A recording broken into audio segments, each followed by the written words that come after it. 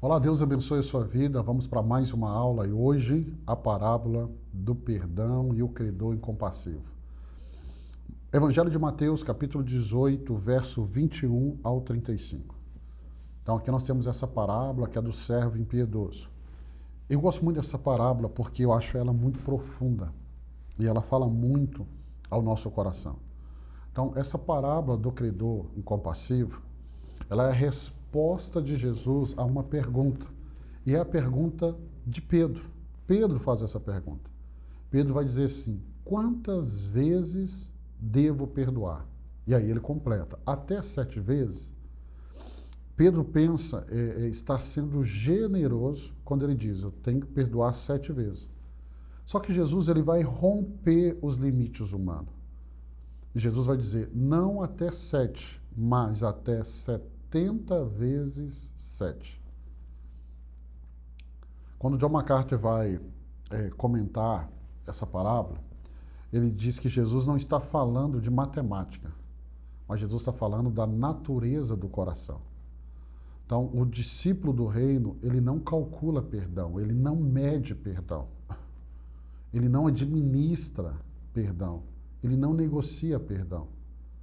Ele simplesmente vive o perdão. Wayne Grudem, na sua sistemática, ele explica que a doutrina da santificação diz que a evidência da nova vida é uma transformação no modo de tratar o próximo. Essa é uma evidência que fomos transformados, a maneira que eu trato o próximo. E nada vai expor essa transformação tão claramente quanto o perdão. Por isso que Jesus ele conta uma parábola e ele vai ao ponto. Ele diz: não é possível pertencer ao reino, que é um reino do perdão, se você vive com o coração aprisionado pela falta de perdão. Não tem como.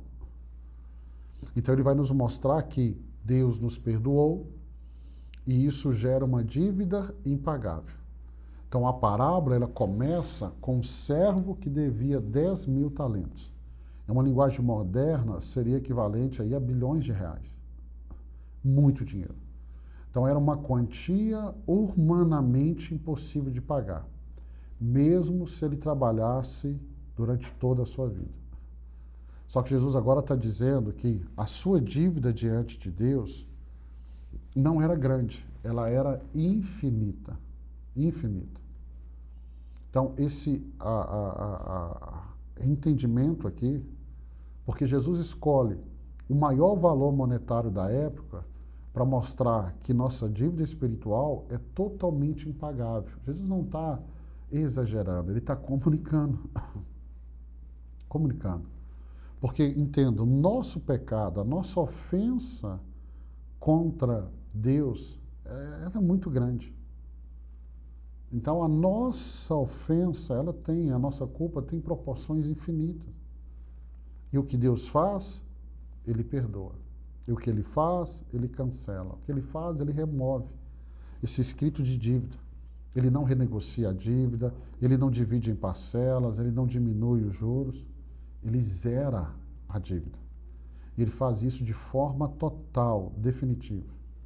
Ele faz isso de forma irracionalmente graciosa. Então esse é o Evangelho. Deus nos perdoou e o que jamais conseguiríamos pagar foi pago. E aí Jesus nessa parábola vai nos dizer o quê? Que o perdão recebido precisa gerar perdão oferecido. E essa é a dinâmica dessa parábola. Porque o servo, após ser perdoado, e foi perdoado de uma dívida impossível de ser paga, ele encontra um colega que lhe devia 100 denários. Algo como 3 meses de salário. Então, comparado com a dívida anterior, é nada, praticamente nada. Só que, pelo fato dele não receber essa dívida que daria 3 meses de salário, ele fica enfurecido. Ele exige o pagamento imediato. E aí ele sufoca o homem. O homem pede misericórdia, ele ignora o pedido de misericórdia. E sabe o que ele vai mandar fazer? Mandar prendê-lo.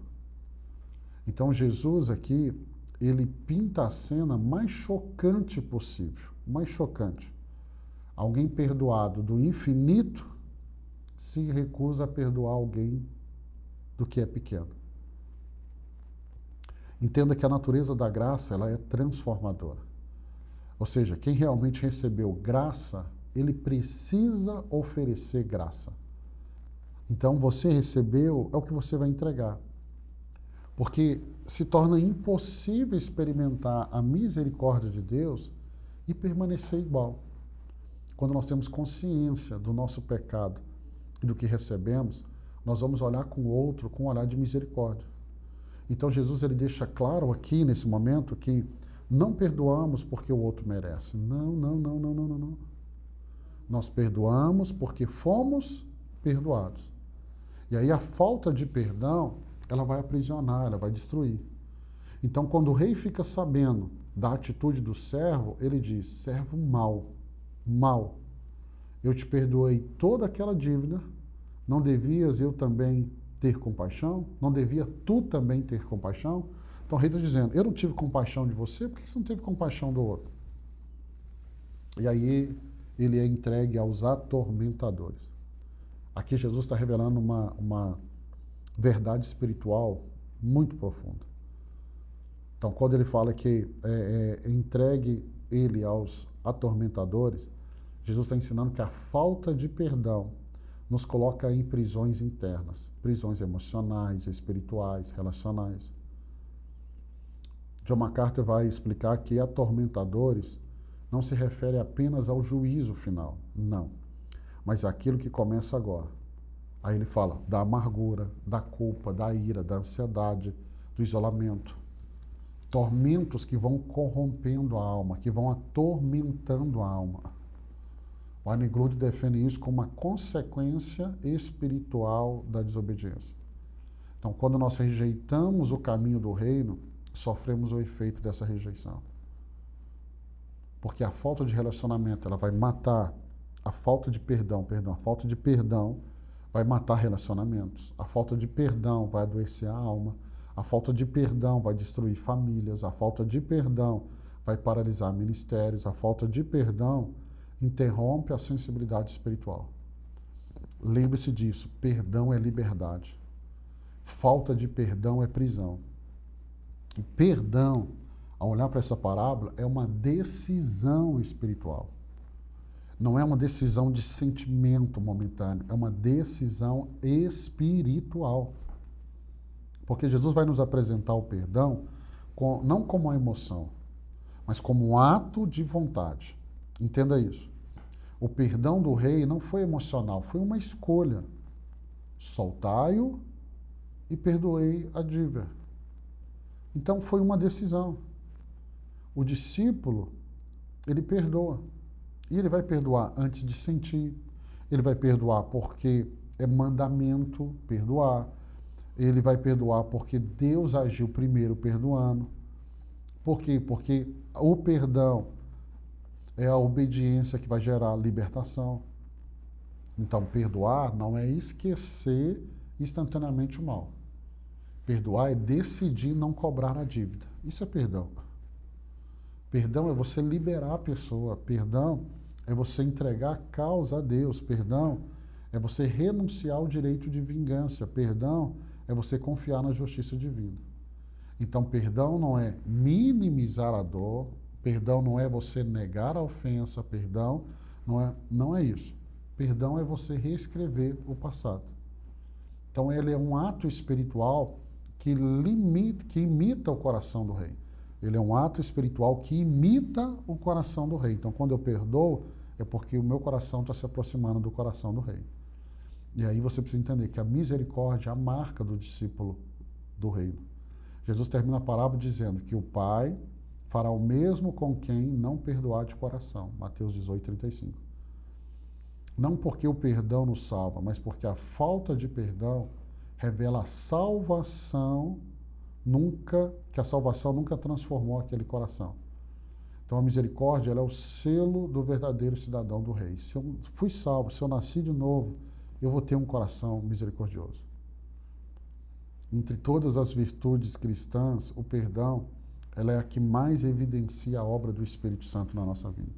Porque ninguém consegue perdoar profundamente sem uma ação sobrenatural da graça de Deus. Então, todo discípulo do reino, ele é misericordioso, paciente, ele está pronto a restaurar, ele é rápido para perdoar, ele é lento para se ofender. Então, a comunidade do reino é a comunidade do perdão abundante. Então, quando eu olho para essa parábola desse credor incompassivo, a pergunta é, será que esse credor incompassivo não habita em nós? Será que nós também não estamos tendo falta de misericórdia? Então, essa parábola, ela não foi contada para condenar alguém lá fora, não. Ela foi contada para revelar o credor incompassivo que vive dentro de nós. E talvez ele esteja aí dentro. Talvez ele esteja aí dentro. E você precisa avaliar isso, eu preciso avaliar isso. Então, entenda. Nessa parábola, ele revela que o rei é misericordioso. Deus é misericordioso. Como diz Jeremias, as misericórdias do Senhor é a causa de não sermos consumidos. Ela se renova a cada manhã, cada manhã.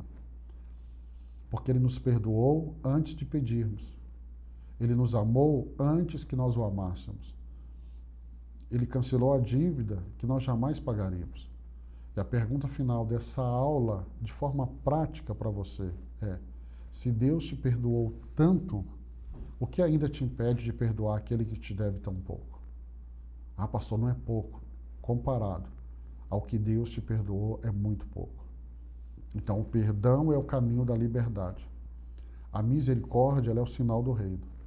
E o discípulo autêntico é aquele que, tendo recebido graça, ele vive para oferecê-la. Então, o que você recebeu, você vai confiar a outros. Amém? Quero abençoar a sua vida. Hoje nós terminamos mais uma aula. Amanhã nós vamos estar aqui. E aí vai ser a parábola do bom samaritano. E que parábola? Conhecida, mas profunda. Então, quero abençoar você. Eu te encontro aqui amanhã para mais uma aula. Deus te abençoe.